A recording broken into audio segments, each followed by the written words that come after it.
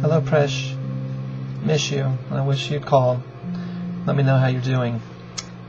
Hi, Leah. Weetzie Bat. Up to the duck chapter.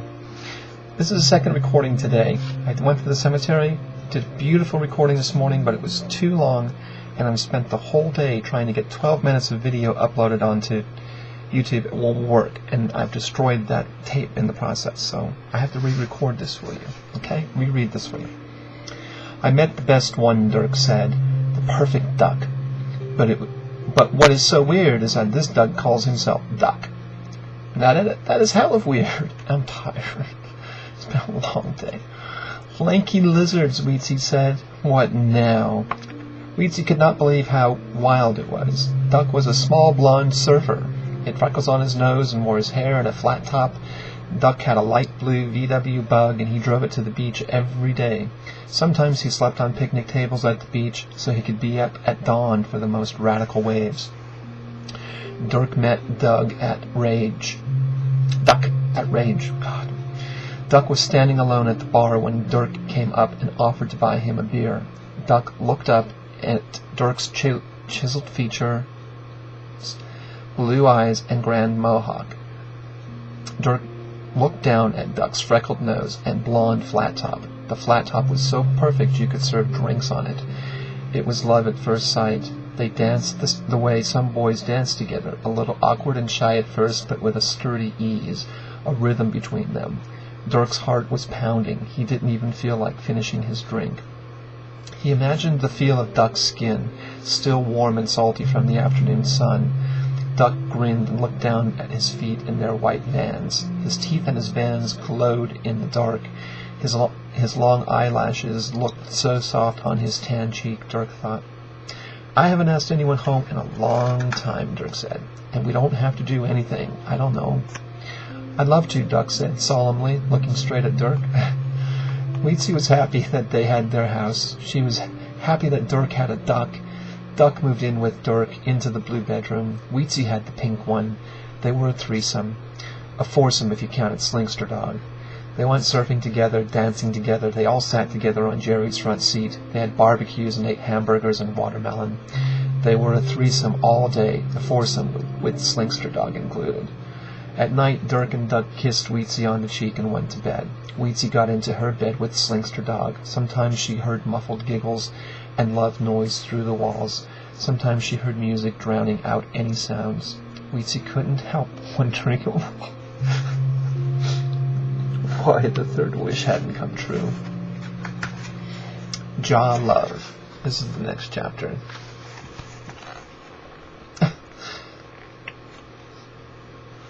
Weetzie was working as a waitress at Duke's. One day, a tall Rastafarian man... I've got to watch the time. Okay, I got a song playing that's 10 minutes long, and I'm going to stop when that song ends. One day, and this is a long chapter. One day, a tall Rastafarian man, a tiny Chinese woman with black hair, tipped in orange and red, like a bouquet of bird of paradise, and a baby with skin the dusty brown of powdered Hershey's hot chocolate mix came in for breakfast. The family came in often, and pretty soon Weetzie became friends with them. The man's name was Valentine Jaw Love, and the woman's name was Ping Chong. They had met in Jamaica. While Ping was looking for new ideas for her spring fashion line.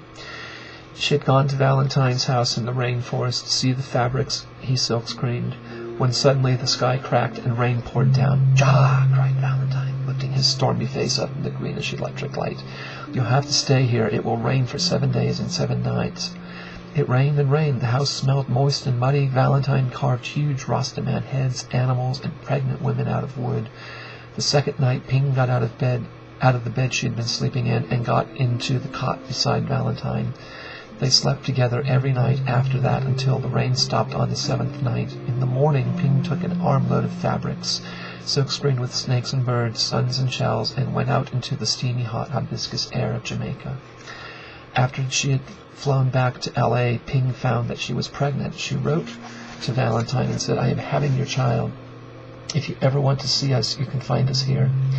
Valentine came to L.A. with an old leather bag full of fabrics and carvings. He arrived at the door of Bing's Hollywood bungalow, looking like an ebony lion.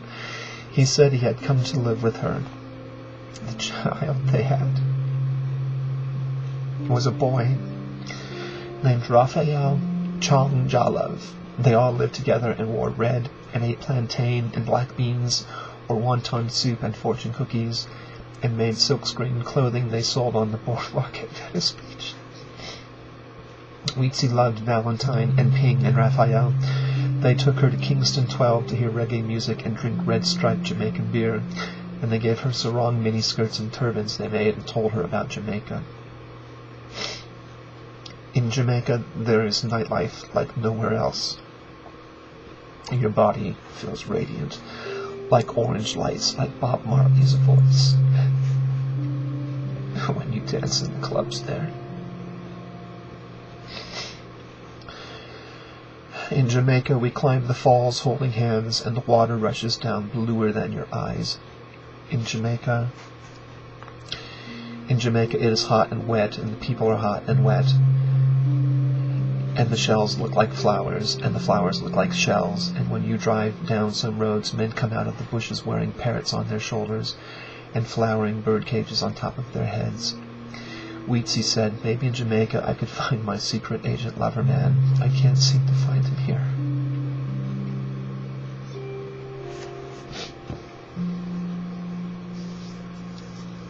At night she dreamed of purple flowers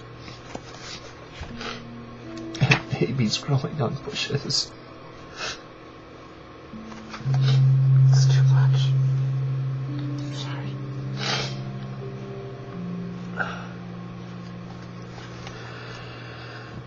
One day she was driving Valentine and Ping and Raphael to the LA airport to fly to Jamaica for a few weeks. Driving south on La Chiniga, past the chic restaurants and galleries, down by the industrial oil field train track area, was a wall with graffiti that said, "Jah Love." "Jah Love," Valentine said. "See that? Jah Love, that is a sign." "Jah Love," Weetzie said wistfully. "You need a man," Pink said, "but just you wait. I know you'll find your Jah Love man." "Coffee, black," he said. It was a Sunday morning at Duke's. "Anything else?" Weetzie asked. I'd like to put you in my film. My secret agent lover man." He put out his hand to shake. I got 2 minutes. "What?" Weetzie's eyes widened. She had been mistaken for a boy before and was a little sensitive about it. All she needed now was some gay man trying to pick up on her. "My secret agent lover man's my name." Weetzie was relieved that he hadn't been calling her his secret agent lover man, and that my secret agent lover man was... "Your name?" she shrieked. "Yeah, I know it's a little weird. Dirk put you up to this." "Who's Dirk?" "Lanky lizards," Weetzie said, sitting down at the booth, knees buckling. "No way! I think this is the wildest. I know my name's weird, but that's no reason not to give me a chance," he said. A man at the next table was grumbling. "I've got to go," Weetzie said. My secret agent lover man came every day to see Weetzie. Oh, I haven't had time to finish. He was her height and wore a slouchy hat and a trench coat. He was unshaven and had the greenest eyes Weetzie had ever seen. "I really want you to be in my film," my secret agent lover man said. "It's about a girl who comes to L.A. to be a filmmaker, and she's always taking home movies of everything, and by accident she gets some footage of a guy. She goes around searching for him because he's the man of her dreams. She has to search in all these places like the Hollywood Wax Museum and Guam and Chinese and Farmer's Market and Al's Bar. It's all black and white and dim and eerie and beautiful, and then at the end you realize a guy who's obsessed with the girl has been filming her all along." Okay, I gotta stop there because this is gonna go over 10 minutes. That's in the middle of the chapter. I'm sorry. I'll pick up right here tomorrow. Good night, angels. Love you.